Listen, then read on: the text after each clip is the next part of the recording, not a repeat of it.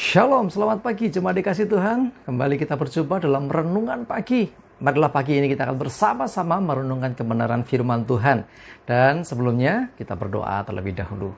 Bapa di surga, terima kasih kembali pagi ini Tuhan kami datang ke hadirat-Mu. Menaikkan segala puji, hormat dan syukur atas segala rahmat, anugerah, berkat, perlindungan, penyertaan dan pertolongan Tuhan yang luar biasa atas hidup kami. Terima kasih ya Tuhan, sungguh kami mengucap syukur. Dan pagi ini juga kami merindukan, kami memerlukan, membutuhkan akan kebenaran firman-Mu. Mari Tuhan singkapkan dan nyatakan atas setiap kami. Dan juga urapi kami ya Tuhan, sehingga kami bisa menangkap pesan-Mu dan juga melakukannya dalam kehidupan kami. Terima kasih ya Tuhan, dengan pertolongan kuasa Roh-Mu Tuhan, kami dimampukan jadi pelaku firman Tuhan. Terima kasih dalam nama Tuhan Yesus, kami berdoa dan bersyukur. Amin. Mari jemaat dikasih Tuhan, pagi ini kita akan merenungkan firman Tuhan yang saya ambilkan dari Matius 9 ayat 28 sampai 30a. Ya, saya bacakan ya. Setelah Yesus masuk ke dalam sebuah rumah, datanglah kedua orang buta itu kepadanya. Dan Yesus berkata kepada mereka, "Percayakah kamu bahwa aku dapat melakukannya?" Mereka menjawab, "Ya Tuhan, kami percaya." Lalu Yesus menjamah mata mereka sambil berkata, "Jadilah kepadamu menurut imanmu." Maka meleklah mata mereka. Jemaat dikasih Tuhan, dua orang buta. Ya, tentunya dia tidak melihat, tetapi dia percaya. Ya, saat Yesus datang ke sebuah tempat, masuk sebuah rumah, lalu datanglah dua orang buta ini. Ya, mungkin dia berusaha karena sudah mendengar ada Yesus di situ. Mungkin dia sudah mendengar sebelumnya bahwa Yesus ini berkuasa. Yesus bisa bikin mukjizat. Itu yang dibutuhkannya karena dia buta. Dan zaman dulu teknologi belum seperti sekarang. Yang namanya orang buta biasanya orang bilang narimo ing pandum. Jadi ya sudah, memang nasib saya buta, ya selamanya buta. Mungkin seperti itu karena sudah berusaha. Ya, namanya buta itu kan semacam tanda kutip, maaf ini kayak istilahnya disabilitas ya, termasuk diantaranya ya. Jadi keterbatasan fisik. Ya, beda dengan sakit. Orang sakit biasa mungkin orang bisa berobat, bisa mengalami kesembuhan. Tapi kalau buta, ini susah. Zaman itu teknologi sekali lagi belum seperti sekarang. Tetapi mereka ketika mendengar ada Yesus datang ke tempat itu, mereka punya iman yang luar biasa. Sehingga ketika berjumpa dengan Tuhan Yesus bertanya, "Percayakah kamu bahwa aku dapat melakukannya?" Melakukan apa? Ya, maksudnya bisa menyembuhkan, bisa memulihkan kondisi kedua orang itu yang buta itu sehingga bisa melihat. Dan jawaban mereka, "Ya Tuhan, kami percaya." Nah, ini yang ditunggu Tuhan. Karena sesungguhnya Tuhan seringkali bertindak karena ada iman. Ya, di samping dia bertindak karena otoritas dan kuasanya dia, ya suka-sukanya Tuhan gitu ya.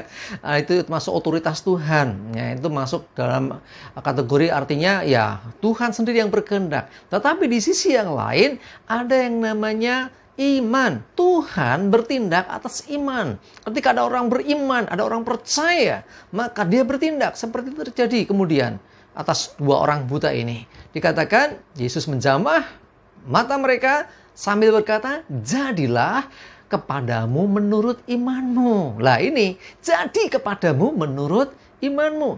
Nah, jadi karena mereka percaya, maka mereka bisa melihat akhirnya. Ya, ayat selanjutnya berkata, "Maka meleklah mata mereka." Jadi, sekalipun mereka tidak melihat, mereka percaya. Karena mereka percaya, sehingga akhirnya mereka melihat.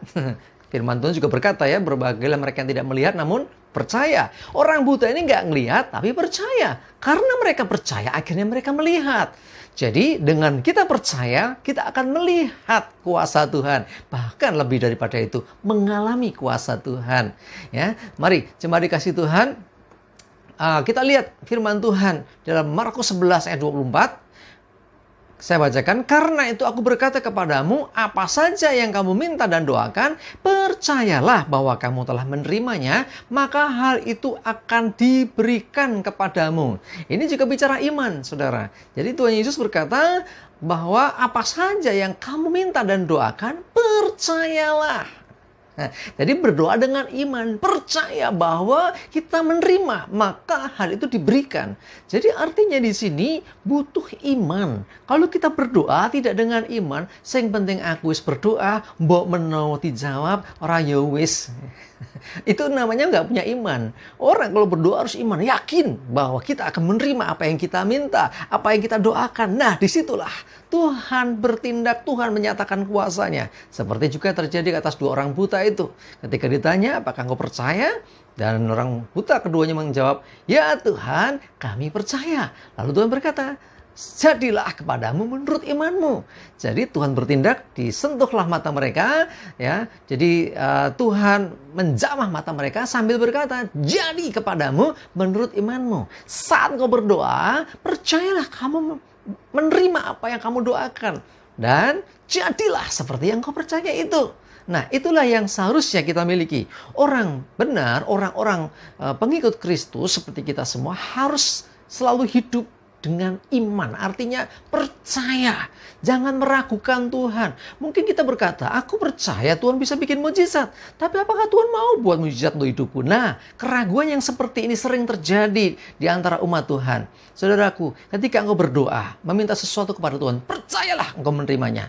Maka Tuhan akan nyatakan kuasanya, sehingga kita mengalami sendiri pertolongan dan mujizat Tuhan. Percaya terus, jangan pernah ada ragu bahwa Tuhan sanggup dan Tuhan berkenan melakukannya. Asal kita sungguh-sungguh beriman kepadanya. Amin. Kita berdoa. Bapa di surga, terima kasih untuk renungan pagi ini Tuhan. Kami mau percaya, bukan dari apa yang kami lihat. Saat kami berdoa, saat kami meminta sesuatu, kami belum melihatnya. Tetapi kami mau percaya, kami menerimanya. Dan sesuai dengan firman-Mu katakan bahwa Engkau akan memberikannya. Kami percaya Engkau bertindak ketika ada iman. Ketika ada orang percaya, ada orang beriman, maka Engkau bertindak. Firman-Mu katakan, jadilah kepadamu seperti imanmu. Dan kami percaya Tuhan jadi seperti apa yang kami imani. Segala yang baik yang Tuhan siapkan dan sediakan bagi hidup kami. Terima kasih ya Tuhan, kami bersyukur. Kami serahkan hidup kami terus dalam bimbingan penyertaan-Mu. Di dalam perlindungan-Mu ya Tuhan, aman dan selamat dari virus corona dan segala mara bahaya. Damai sejahtera dan berkat Tuhan ada atas hidup kami semua. Dalam nama Tuhan Yesus, kami bersyukur dan berdoa. Haleluya. Amin. Mari jemaat dikasih Tuhan, semangat terus, maju terus dalam iman dan pengharapan. Tuhan Yesus memberkati kita semuanya. Amin.